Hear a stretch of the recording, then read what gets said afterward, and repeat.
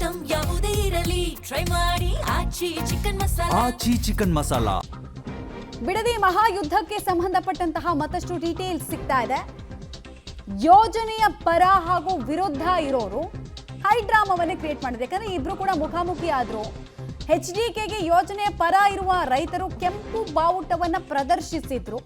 ಕುಮಾರಸ್ವಾಮಿ ಘೇರಾವ್ಗೆ ಯತ್ನಿಸಿದ ರೈತರಿಗೆ ತಡೆ ಕೂಡ ಹೇರಲಾಯಿತು.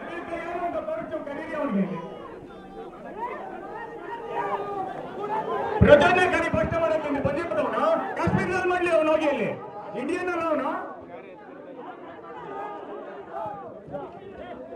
ಅದ್ಕಾಗಲ್ವಾ ಇಲ್ಲೇ ಗೆದ್ಬಿಟ್ಟು ಇಲ್ಲಿ ಮತ್ತಾರ ಮಾತಾಡಕ್ಕಾಗ್ತದೆ. ಕರಿಪುರಾರಿ ಬಾರೋ ಹಚ್ಕಲೆ ಧಿಕ್ಕಾರ ಧಿಕ್ಕಾರ ಧಿಕ್ಕಾರ ಧಿಕ್ಕಾರ ಲಾಠಿ ಬಾಜಿನ ಧಿಕ್ಕಾರ ಚಕ್ಪೋಸ್ಟ್ ಬಂದಿ ಧಿಕ್ಕಾರ ಚಕ್ಪೋಸ್ಟ್ ಬಂದಿ ಧಿಕ್ಕಾರ ಕರಿ ಮಂಜನ್ಗೆ ಲಾಠಿ ಮಂಜನ್ ಧಿಕ್ಕಾರ ಕಳಿಸಿ ಇಲ್ಲ ಆಚೆ ಕಳಿಸಿ ಇಲ್ಲ ನಾವು ಅಲ್ಲಿ ಬರ್ಬೇಕಾಯ್ತದೆ. ಎಲ್ಲ ಅವ್ರ ಶೂಟಿಂಗ್ ಮುಗಿಸಿ ಕಳಿಸಿ ಆಚೆಗೆ ಅವ್ರನ್ನ ಕಳಿಸಿ ಸರ್ ಆಚೆಗೆ. DSP ಸಾಹೇಬ್ರೆ ಅವ್ರನ್ನ ಕಳಿಸಿ ಆಚೆಗೆ. ಫಸ್ಟ್ ರೈತರಿಗೆ ಇರ್ತೀವಿ. ಅವ್ರು ಬಂದು ಯಾರಿಗೂ ಏನು ಚಿನ್ನದ ಕಚ್ಚೆ ಹಾಕ್ಸೋ ಬೇಡ ಇಲ್ಲಿ. ಅವರು ಚಿನ್ನದ ಕಚ್ಚೆ ಹಾಕ್ಸೋ ಸಾಕು. ಮೂರು MA 3 CM 1 PM ಮಾಡಿ ಅನುಭವ ಸಾಕಾಗದ. ಅವರಿಂದ ಬರಬಾರ್ದು ಕೊಟ್ಲೆ ಕೊಟ್ಟವ್ರ ಸಾಕು ನಮಗೆ. ದಯವಿಟ್ಟು ಬೇಡ ಸ್ವಾಮಿ, ನೀವು ಕರೀರಿ ಸ್ವಾಮಿ. ಇಲ್ಲ ಕಳಿಸಿ ಸ್ವಾಮಿ. ಆಯ್ತು ಕುತ್ಕೊತೀವಿ, ಕಳ್ಸ್ಕೊಡಿದೀವಿ ಅವ್ರನ್ನ. ನಮ್ಮನ್ನೆಲ್ಲ ಕಳಿಸಿ. ಗದ್ದಲಕ್ಕೆ ಕಾರಣ ಆಗ್ತಾ ಇದೆ ಈ ವಿಚಾರ. ಭೂಮಿ ಕೊಡೋದಕ್ಕೆ ರೆಡಿ ಆಗಿರೋರು ಕೂಡ ಸ್ಪಾಟ್ಗೆ ಬಂದಿದ್ದಾರೆ. ಭೂಮಿ ಕೊಡೋದಕ್ಕೆ ವಿರೋಧಿಸ್ತಾ ಇರೋರು ಪ್ರತಿಭಟನೆಯಲ್ಲಿ ನಿರತರಾಗಿದ್ದಾರೆ. ಹೀಗಾಗಿ ಪೊಲೀಸರ ಮಧ್ಯಸ್ಥಿಕೆಯನ್ನ ಬಯಸಿ ಕೇಳ್ಕೊಳ್ತಾ ಇದ್ದಾರೆ. ಮೈಕಲ್ ಅನೌನ್ಸ್ಮೆಂಟ್ ಕೂಡ ಆಗ್ತಾ ಇದೆ. ಅಲ್ಲಿ ಯಾರು ಶೂಟಿಂಗ್ ಪರ್ಪಸ್ಗೋಸ್ಕರ ಬಂದಿದ್ದಾರೆ, ಸ್ಟಂಟ್ಗೋಸ್ಕರ ಬಂದಿದ್ದಾರೆ, ಗಿಮಿಕ್ ಮಾಡ್ತಿದ್ದಾರೆ, ಅವ್ರನ್ನೆಲ್ಲ ಕಳಿಸಿ, ಇಲ್ಲಾಂದ್ರೆ ನಾವು ಆಚೆ ಬರಬೇಕಾಗತ್ತೆ ಅಂತ. ಸೊ ಸಂಘರ್ಷದ ವಾತಾವರಣ ಸೃಷ್ಟಿಯಾಗಿದೆ ಬಿಡದಿಯ ಬೈರಮಂಗಲದಲ್ಲಿ.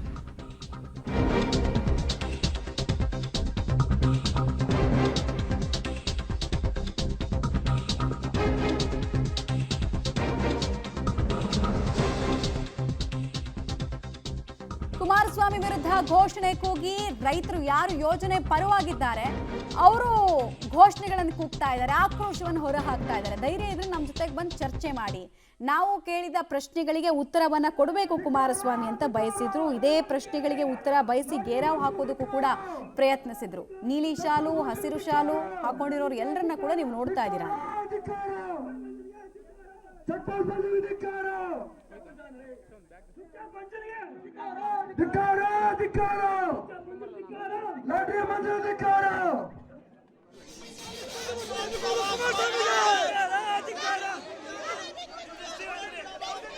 ನೋಡಿ, ಎರಡು ರೀತಿಯಾದಂತಹ ವಾದ ಒಂದೇ ಇಶ್ಯೂಗೆ ಸಂಬಂಧಪಟ್ಟಂತೆ ಕೇಳಿಸ್ತಾ ಇದೆ. ಒಬ್ರು ಭೂಮಿಯನ್ನ ಕೊಡೋದಕ್ಕೆ ವಿರೋಧ ವ್ಯಕ್ತಪಡಿಸ್ತಾ ಇರೋರು ಹೇಳ್ತಾ ಇರೋದು ಹಣ ಕರಗಿ ಹೋಗುತ್ತೆ, ನಮಗೆ ಹಣ ಕರಗಿ ಹೋಗುತ್ತೆ, ಬಟ್ ಭೂಮಿ ತಲೆಮಾರುಗಳನ್ನ ಕಾಯುತ್ತೆ, ಸೊ ನಾವು ಕೊಡಲ್ಲ ಜಾಗನ ಅಂತ ಒಬ್ರು ವಾದ. ಇನ್ನೊಬ್ರು ರೆಡ್ ಝೋನ್ ಮಾಡಿ ನಾವು ಭೂಮಿ ಮಾರಬೇಕು, ನಮ್ಮ ಮಕ್ಕಳ ವಿದ್ಯಾಭ್ಯಾಸಕ್ಕೋ ಅಥವಾ ಮದುವೆಗಂದ್ರೂ ಆಗ್ತಿಲ್ಲ, ಈ ರೆಡ್ ಝೋನ್ ಅನ್ನೋದು ಶಾಪ, ಸೊ ಅನಿವಾರ್ಯ ನಮಗೆ ಭೂಮಿ ಕೊಡೋದು ಅನ್ನೋದು ಇನ್ನೊಬ್ರು ವಾದ. ಸೊ ಭಾರಿ ರಾಜಕೀಯ ಜಟಾಪಟಿ ಜಿದ್ದು ಕಾಣಿಸ್ತಾ ಇದೆ. ಡೀಟೇಲ್ಸ್ ಕೊಡ್ತಾರೆ ರೋಹಿತ್ ನೇರ ಸಂಪರ್ಕದಲ್ಲಿ. ರೋಹಿತ್, ಸದ್ಯದ ವಾತಾವರಣ ಮತ್ತು ಪರಿಸ್ಥಿತಿಯ ಬಗ್ಗೆ ಇನ್ನಷ್ಟು ಡೀಟೇಲ್ ಕೊಡೋದಾದ್ರೆ. ಒಂದು ಕಡೆ ಈ ಯೋಜನೆಯ ವಿರುದ್ಧವಾಗಿರುವಂತಹ ರೈತರ ಪರವಾಗಿ ಕುಮಾರಸ್ವಾಮಿ ಅವರು ಹೋಗಿ ಭಾಷಣವನ್ನು ಮಾಡ್ತಾ ಇದ್ದಾರೆ. ಇನ್ನೊಂದು ಕಡೆ ಈ ಯೋಜನೆಯ ಪರವಾಗಿರುವಂತಹ ರೈತರು ಆಕ್ರೋಶವನ್ನು ವ್ಯಕ್ತಪಡ್ತಾ ಇದ್ದಾರೆ. ದೃಶ್ಯದಲ್ಲಿ ಗಮನಿಸ್ತಾ ಇರಬಹುದಂತದ್ದು ಒಂದಷ್ಟು ಆಗ್ತಿರುವಂತಹ ದೃಶ್ಯಾವಳಿಗಳನ್ನು ಗಮನಿಸ್ತಾ ಇದ್ದೀವಿ. ಅಂದ್ರೆ ಇಲ್ಲಿರುವಂತಹ ರೈತರು ನಮ್ಮ ಬಳಿ ಕುಮಾರಸ್ವಾಮಿ ಅವರನ್ನ ಕರೆಸಿ, ಇಲ್ಲ ನಾವೇ ಅವರ ಬಳಿ ಹೋಗ್ತೀವಿ ಅಂತೇಳಿ ಕೂಡ ಇಲ್ಲಿ ಆಕ್ರೋಶವನ್ನು ವ್ಯಕ್ತಪಡ್ತಾ ಇದ್ದಾರೆ. ಅಲ್ಲಿ ನಿಂತ್ಕೊಂಡು ಆಕ್ರೋಶದವಾಗಿ ಮತ್ತೆ ಪ್ರಚೋದನಕಾರಿಯಾದಂತಹ ಭಾಷಣ ಮಾಡೋದಲ್ಲ, ಇಲ್ಲಿ ಬಂದು ನಮ್ಮ ಸಮಸ್ಯೆಯನ್ನು ಕೂಡ ಆಲಿಸಬೇಕು, ಮತ್ತೆ ನಮ್ಮ ವಿಚಾರಗಳನ್ನು ಕೂಡ ಆಕ್ರೋಶಗಳನ್ನು ವ್ಯಕ್ತಪಡಿಸಬಹುದಾಗಿರುವಂತದ್ದು. ಒಂದಷ್ಟು ಐ ಡ್ರಾಮಾ ಕೂಡ ಇಲ್ಲಿ ಆಗ್ತಾ ಇದೆ. ಯಾಕಂದ್ರೆ ಕುಮಾರಸ್ವಾಮಿ ಅವರು ಬಂದು ಇಲ್ಲಿ ನಮ್ಮ ಮನವಿಯನ್ನ ಸ್ವೀಕರಿಸಬೇಕು, ಇಲ್ಲವಾದಲ್ಲಿ ನಮ್ಮನಿಗೆ ಅಲ್ಲಿ ಪರ್ಮಿಷನ್ ಕೊಡಿ ಅಂತ ಕೂಡ ಇಲ್ಲಿ ಆಕ್ರೋಶವನ್ನು ಕೂಡ ವ್ಯಕ್ತಪಡ್ತಿರೋ ದೃಶ್ಯಾವಳಿಗಳನ್ನ ಗಮನಿಸ್ತಾ ಇದೀವಿ. ಇಲ್ಲಿ ಈ ಒಂದು ರಸ್ತೆಯಲ್ಲಿ ಆಗುವಂತಹ ಸಂದರ್ಭದಲ್ಲಿ ಕೂಡ ಕುಮಾರಸ್ವಾಮಿ ವಿರುದ್ಧವಾಗಿ ಕೆಂಪು ಬಾವುಟವನ್ನ ಪ್ರದರ್ಶಿಸಿ ಜೊತೆಗೆ ಘೋಷಣೆಯನ್ನು ಕೂಗಿ ಕೂಡ ಆಕ್ರೋಶವನ್ನು ವ್ಯಕ್ತಪಡಿಸಿದ್ರು. ಇದೀಗ ನಮ್ಮ ಬಳಿ ಬಂದು ಮಾತನಾಡುವವರು ಕೂಡ ನಾವು ನಮ್ಮ ಈ ಒಂದು ಪಟ್ಟಣ ಬಿಡೋದಿಲ್ಲ, ಮೊದಲು ಅವರನ್ನ ಕಳಿಸಿ, ಇಲ್ಲ ನಮ್ಮ ಬಳಿ ಅವರನ್ನ ಕರ್ಕೋಬೇಕು ಅನ್ನೋದು ಕೂಡ ಆಕ್ರೋಶವನ್ನು ವ್ಯಕ್ತಪಡಿಸುವಂತ ದೃಶ್ಯಾವಳಿಗಳನ್ನ ಗಮನಿಸ್ತಾ ಇದೀವಿ. ಪೊಲೀಸರು ಇದೀಗ ಅವರನ್ನ ಸಮಾಧಾನ ಪಡಿಸುವಂತ ಎಲ್ಲಾ ಕೆಲಸಗಳನ್ನು ಕೂಡ ಮಾಡ್ತಾ ಇದ್ದಾರೆ. ಅಂದ್ರೆ ಇವರು ಪ್ರತಿಭಟನಾಕಾರರು ಹೇಳ್ತಾ ಇರುವಂತ ಕೆಲಸ ಏನಂತಂದ್ರೆ, ನಮ್ಮ ಬಳಿ ಕುಮಾರಸ್ವಾಮಿ ಅವರನ್ನ ಕರೆಸಿ ನಾವು 10 ಜನ ಅವರೊಟ್ಟಿಗೆ ಮಾತನಾಡ್ತೀವಿ, ಸಮಾಧಾನದಿಂದಲೂ ಕೂಡ ನಾವು ಮಾತನಾಡ್ತೀವಿ, ಯಾವುದೇ ರೀತಿಯಂತ ಆಕ್ರೋಶವನ್ನು ಕೂಡ ವ್ಯಕ್ತಪಡಿಸಲ್ಲ ಅಂತೇಳಿ ಕೂಡ ಹೇಳಿದ್ದಾರೆ.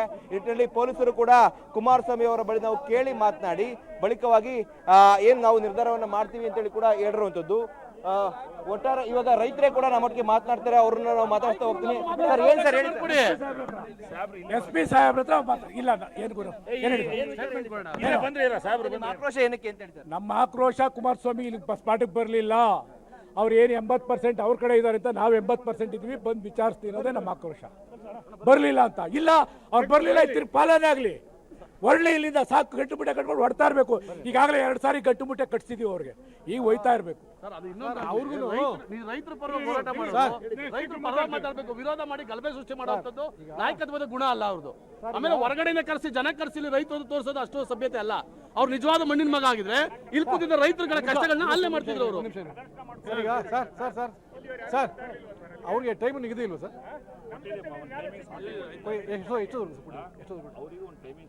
ಅಲ್ಲ ಟೈಮಿಂಗ್ಸ್ ಹೇಳ್ಬಿಡಿ. ನಿಮಗೂ ನಾವೇನು ಟೈಮಿಂಗ್ಸ್ ನಿಗದಿ ಮಾಡಿ ಸರ್ ಹಂಗಲ್ಲ, ನಾನು ತಮ್ಮ ಹತ್ರ ಅಷ್ಟೇ ಹೇಳಿದ್ದು.